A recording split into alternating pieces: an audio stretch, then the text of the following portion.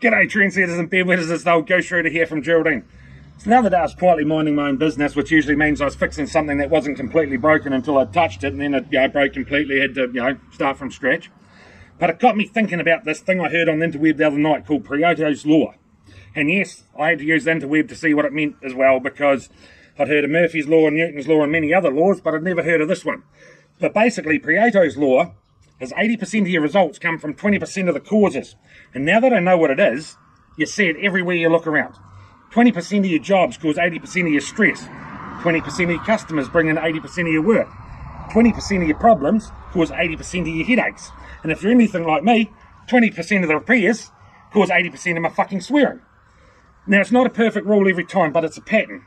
A small part of what you do usually creates the most outcome.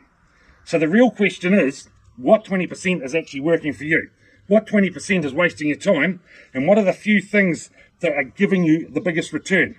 And that's when it hit me. And I've talked about this before, positive thinking and focusing on the joys in life. You get into the cab in the morning and your problems are the size of a teaspoon.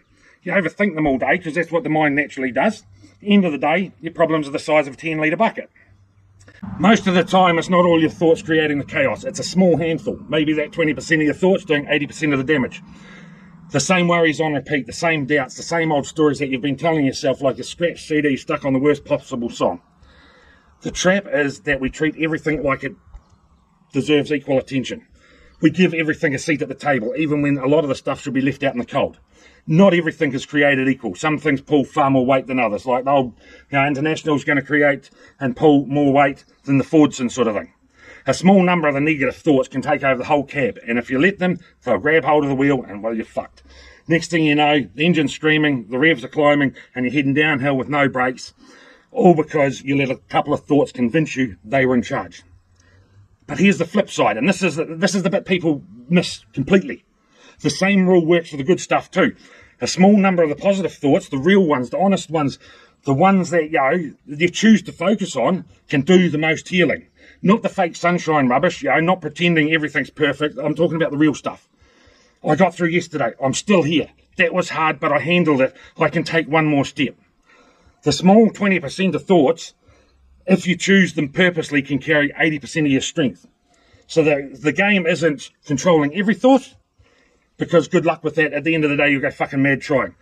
The game is learning which thoughts deserve the fuel, because your mind is like a tractor at full throttle. If you point it in a direction and feed it, you're going to go. If they're happy thoughts, happy days. If they're the wrong thoughts, you're just going to dig yourself into the mud. Feed the right ones, slow and steady, and you'll pull yourself back on track. It's not about having that perfect mind. It's about managing which thoughts to give the power to. Which 20% of the thoughts are going to give you 80% of the best happiness in your life. Because not every thought is the truth. And not every thought deserves that say. And sometimes all it takes is choosing the better 20%. But anyway, that's just my random thoughts for the day.